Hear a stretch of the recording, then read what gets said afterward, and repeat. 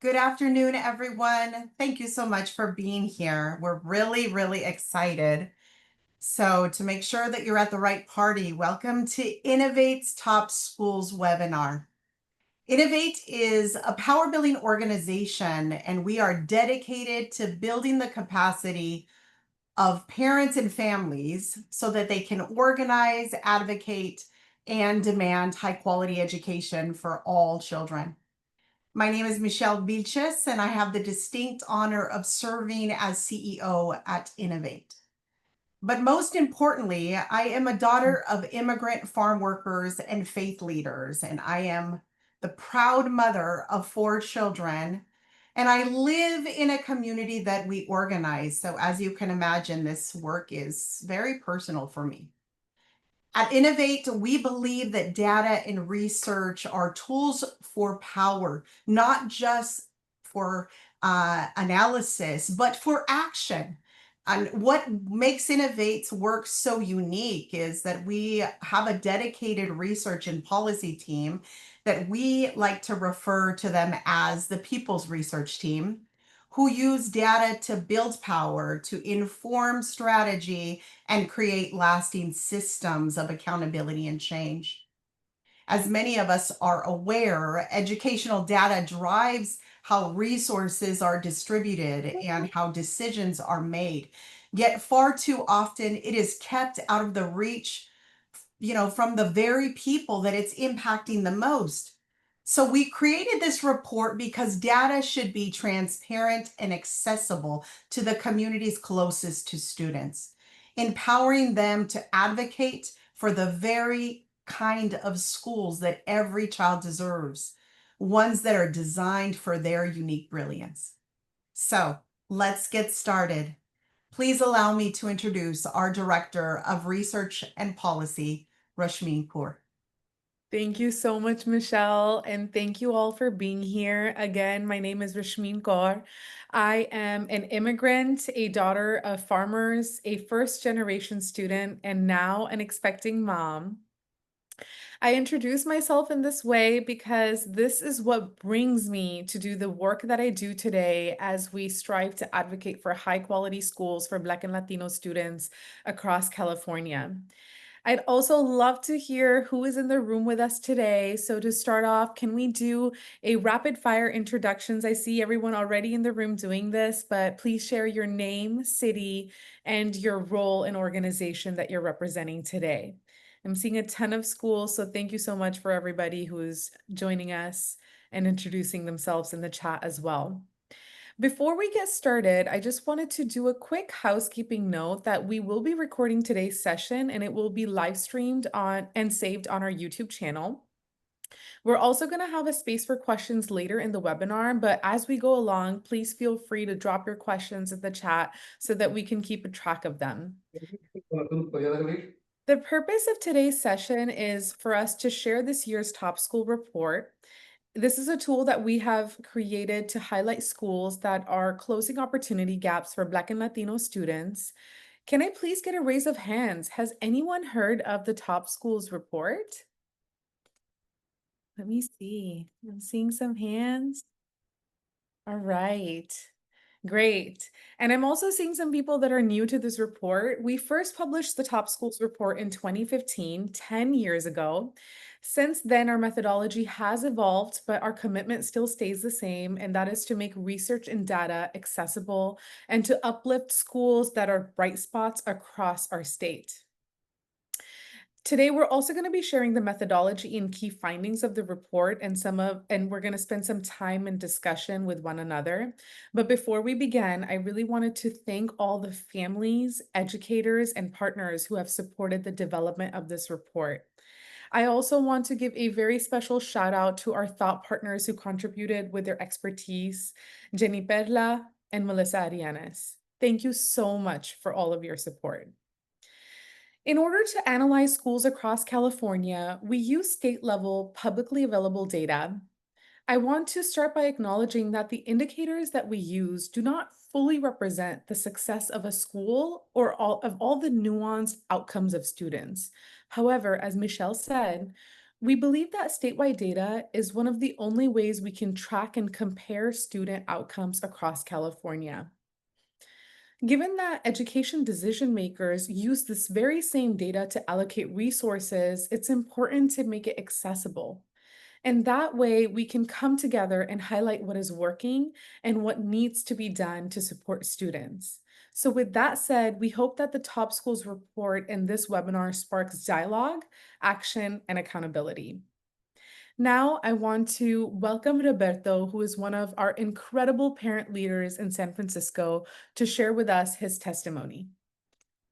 Hi, and thank you for having me over. Okay, I really appreciate the opportunity to speak up. Okay, my name is Roberto Guzman Rivera, and I'm a proud father of 3 children at Guadalupe Elementary School and SFUSD. 2 years ago, I got involved in my school community completely by accident.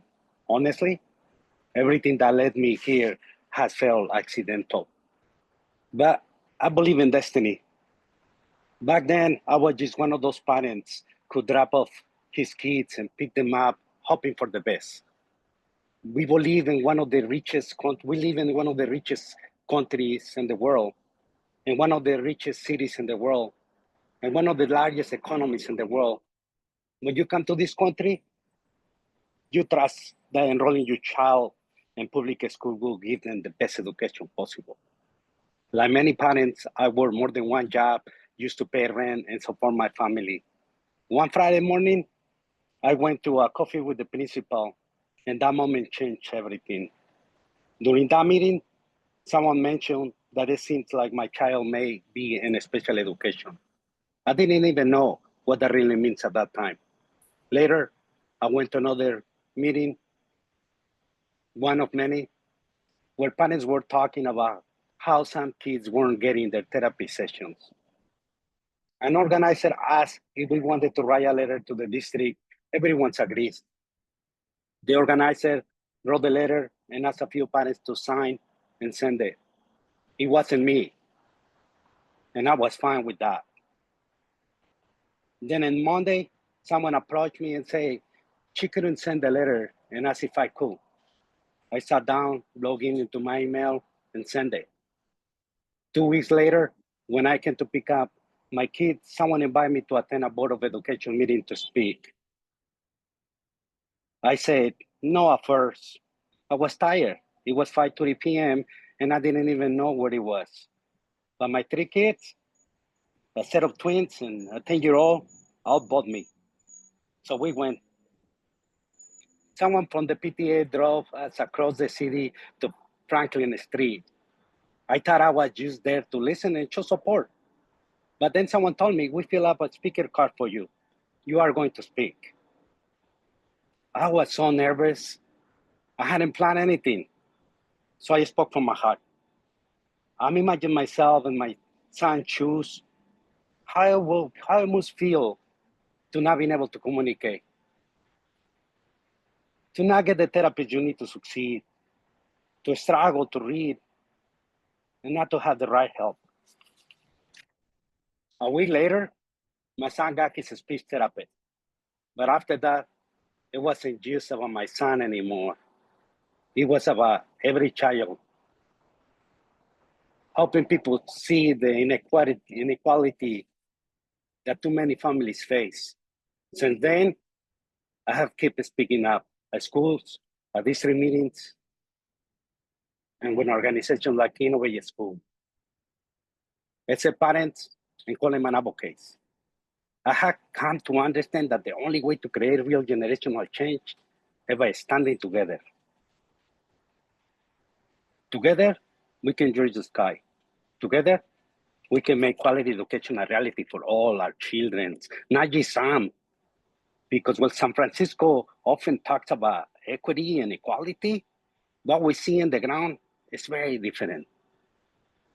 In SFUSD, the Latino student population is about 35%. And a high percentage of Latinos and African American students are not reaching the grade level proficiency in reading or math.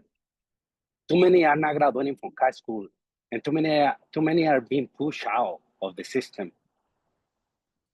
That is not quality education. That's not equity. That's not equality.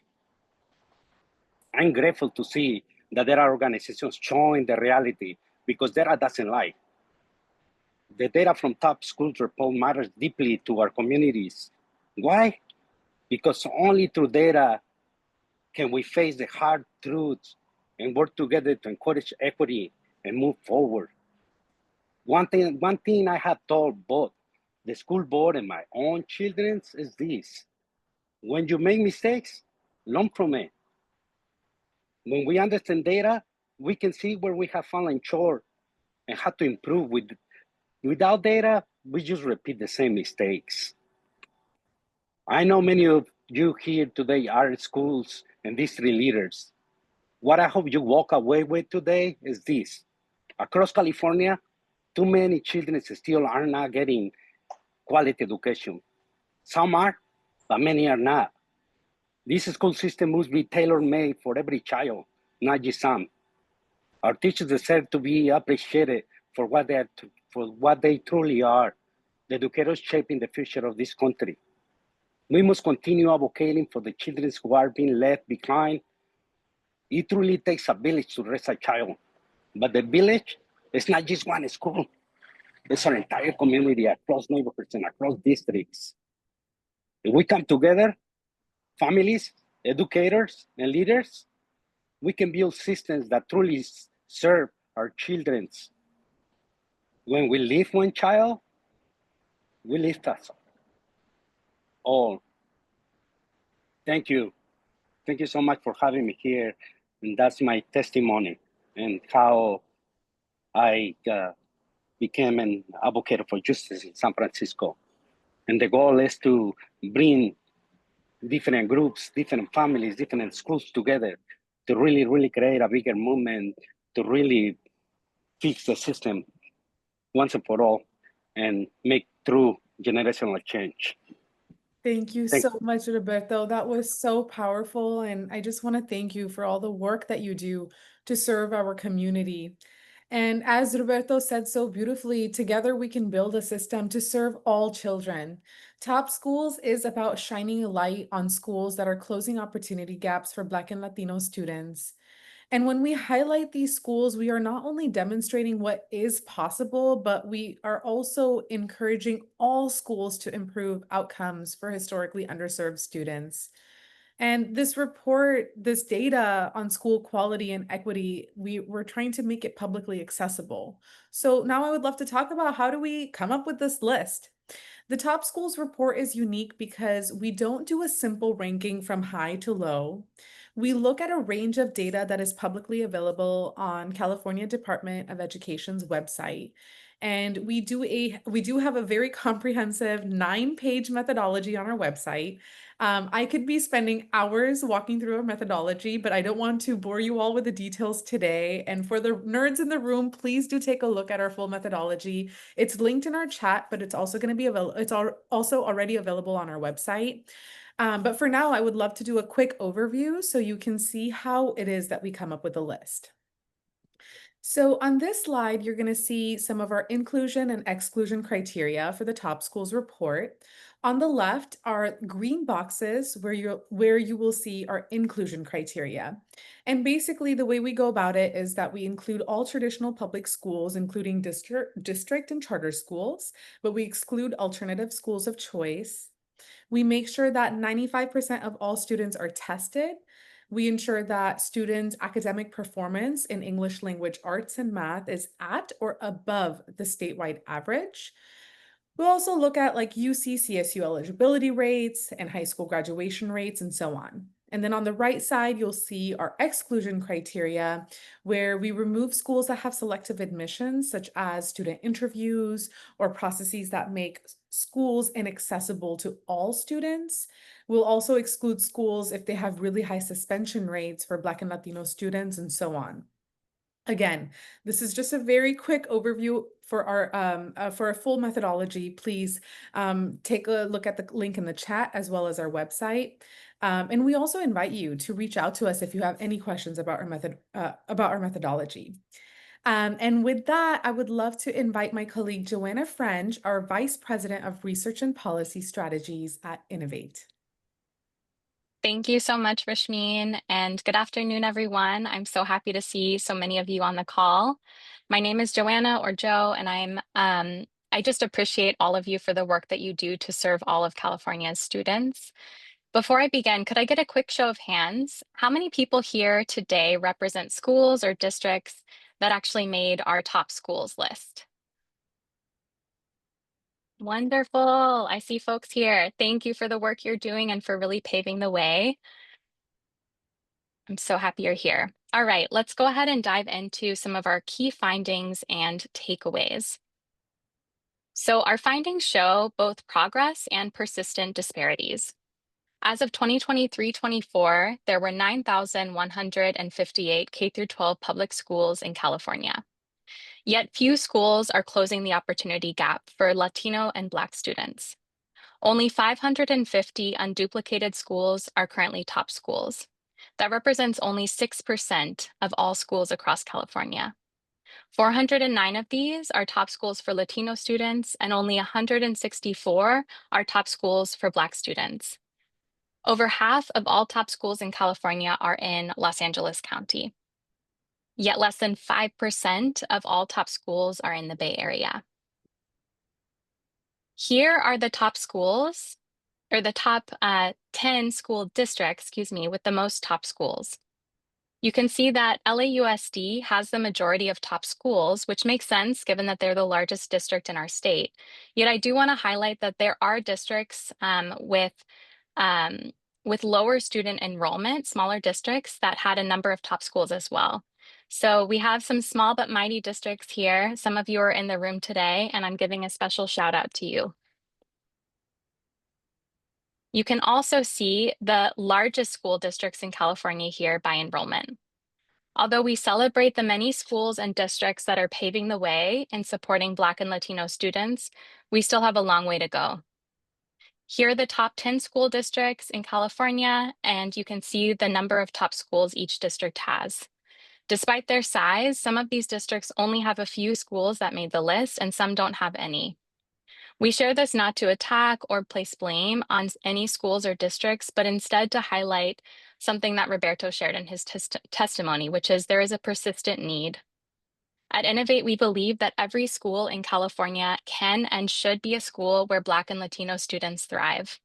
It is going to take all of us, including those that work, volunteer, and engage with community both within and outside of schools in order to make this a reality. So now you might be wondering, what is the most common reason that schools don't make the list? And the truth is, it depends. So many schools didn't have enough Black or Latinos, Black students tested or Black students enrolled in order to make the list. So for example, where Roberto has his children enrolled in school in SFUSD, and some other regions across the state, we have seen a significant drop in enrollment of Black students as too many Black families have left urban centers in California. And research shows that this is often due to gentrification and the rising cost of housing. Yet in the same district, SFUSD, many schools serving Latino students like Roberto's children had enough Latino students enrolled, but were excluded from the list because the academic proficiency of Latino students was below the statewide average for all students in both ELA and math. So this was the case for many schools serving Latino students. They were excluded because their proficiency rates were too low. So now I want to walk you through how you can access the report yourself so you can start to navigate it. So first, you can go to our website, innovateschools.org, and we're going to drop a couple of links in the chat here. And if on our website, you can see what we do under data and reports. Our top schools publication is the first publication that pops up. It's available in English, Spanish, or you can click directly on the list itself. So if you click the list, I'm going to zoom in so that you can actually read this. One thing we want to make sure everyone takes note of is there are actually 6 lists and they have different tabs. So at the bottom here, you can navigate through the list. So the first tab, for instance, shows top elementary and middle schools for Black students in English language arts. The next one is top elementary and middle schools for Black students in math, and so on. One other thing I wanted to make sure folks see is just how you can search for specific schools or counties or districts. So as an example, given that we know LAUSD has a number of schools that made the list, I'm going to search for Los Angeles Unified. And I can do that on a Mac using Command F. So on the first tab, you can see that LAUSD has 22 schools that made the list. Second tab, 52 schools that made the list, etc. And then one other thing we want to make note of is that depending on the district, you might see specific schools that make multiple lists. So for example, Castle Heights Elementary has made multiple lists. It's made both the elementary middle school list for Black students in math and in ELA.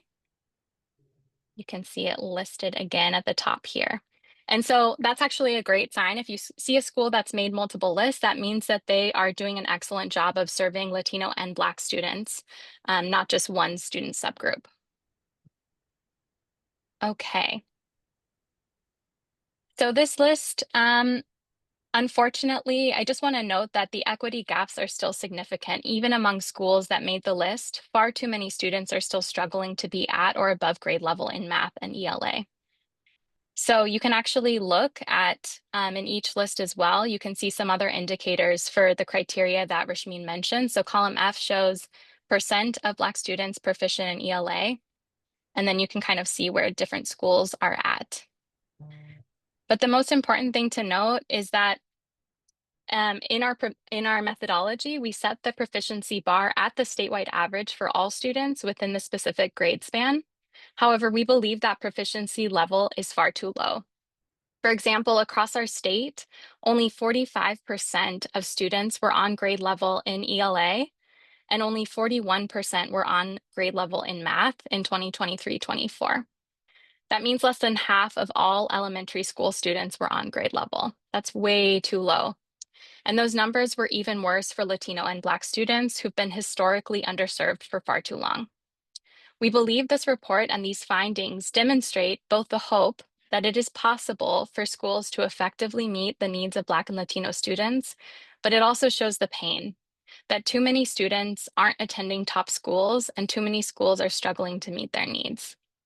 With that, I'll pass it to Rashmeen because we want to go into breakout rooms to really digest this in more detail and hear from all of you, hear your questions and thoughts. So I'll pass it back to Rashmeen. Thank you, everyone. I see everyone is coming back from their breakout rooms. As we come back, can I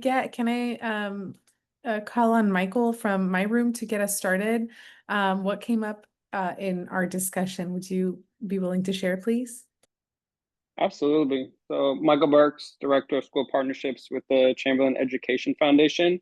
I'm just going to name the key points from my teammates in our breakout group, but one teammate was surprised by the fact that there just are not enough Black students in certain locations to even be on the list, which is a big systemic conversation in terms of gentrification and pushing Black folks out. One teammate asked the question, why not more schools? What are the barriers? What is stopping other schools from being on this list?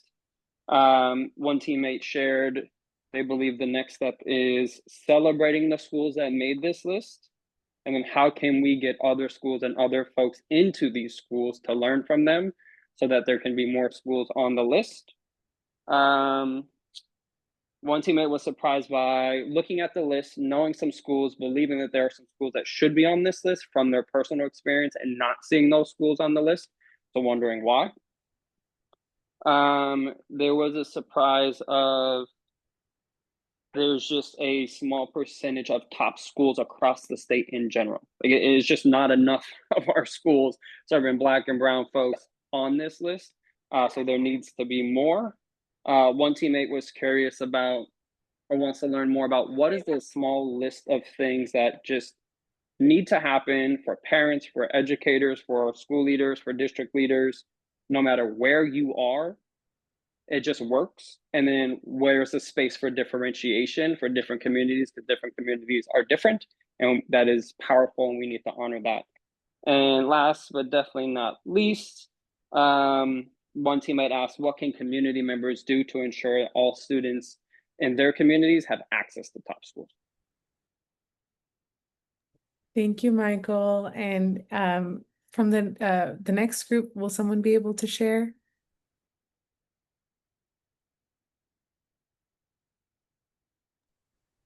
Could I invite Tavka or Marcelo? Would one of you be willing to share? I'll go ahead and share. One of the questions that I brought forward, I think was similar to what Michael just shared and touched upon, is how do you determine which schools met the criteria and what would be deemed as statistically significant in terms of academic growth? Because in Fallbrook, we've seen a almost 10% gain in academics, and especially for our English language learners, we're moving the dial. We don't have a statistically significant population of African American students, but we have a large number of language learners and Hispanics. So how do you determine what gets highlighted under what criteria, what threshold, so on and so forth? And it was similar to what Michael brought forward. Thank you. And then the last group. Brian, can you share what we discussed in our group?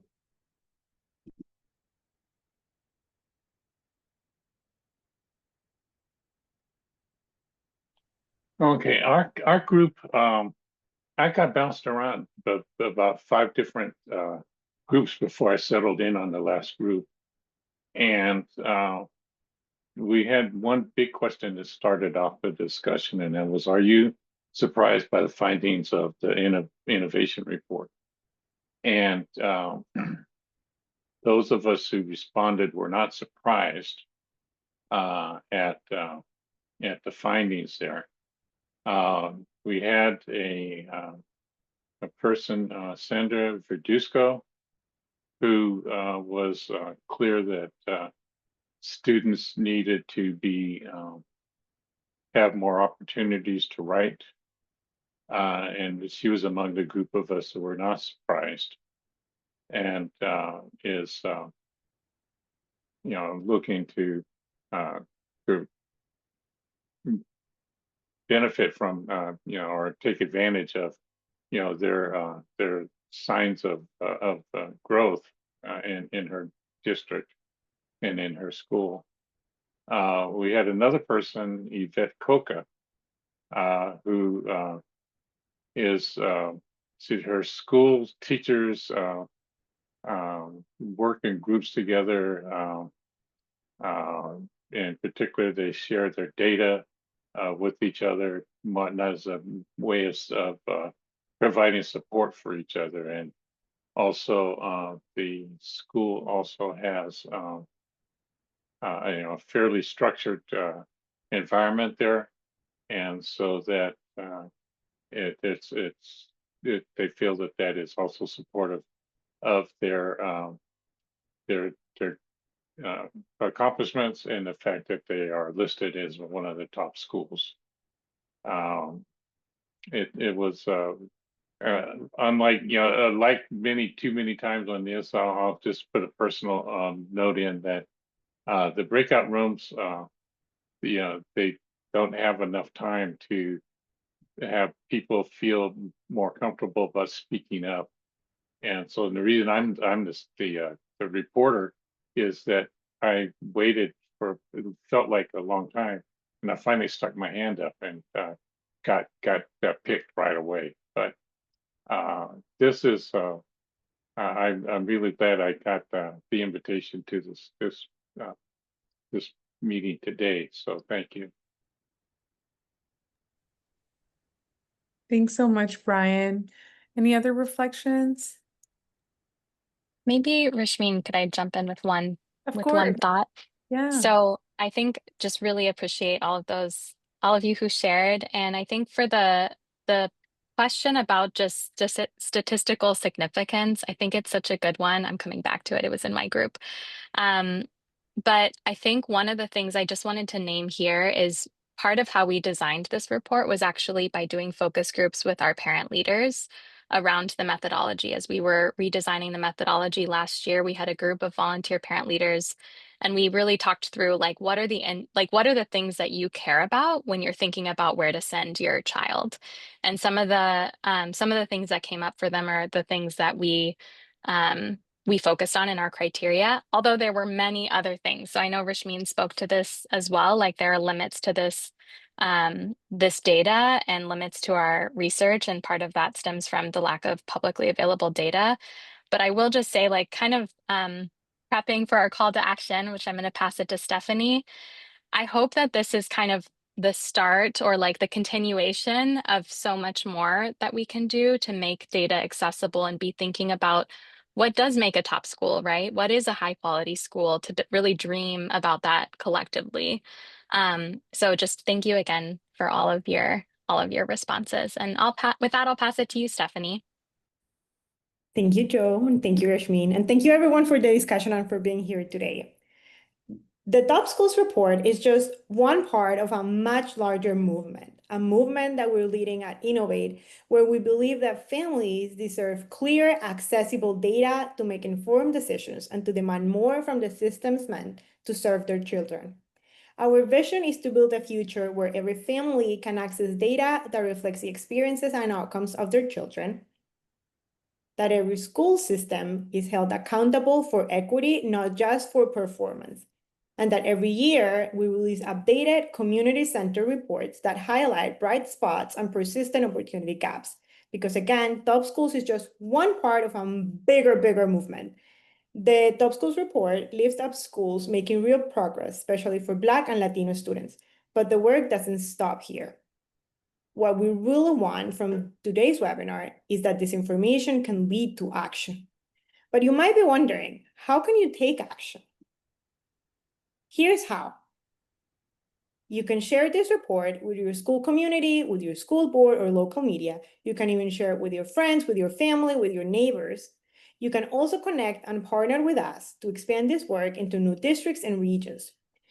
You can advocate for better data practices and more transparent reporting.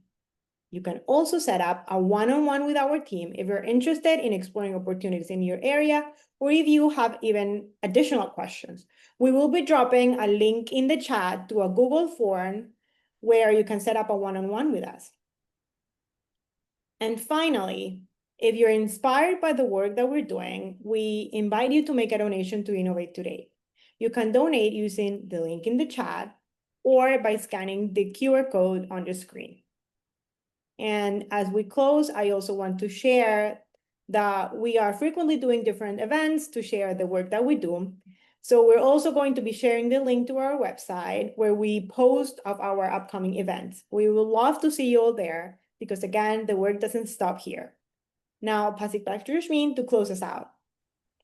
Thank you so much, Stephanie, and thank you everyone once again for being here. I hope that this report and our discussions, our conversations about equity and excellence in schools was as thought-provoking for all of you as it was for me. And I hope that you all share this report widely and stay connected with Innovate and join us for our upcoming events. Together we can ensure that all students, especially Black and Latino students, have access to high quality schools. With that, thank you so much for everyone for being in the webinar, and I'm so happy to give you back 4 minutes of your time today. Thank you, everyone.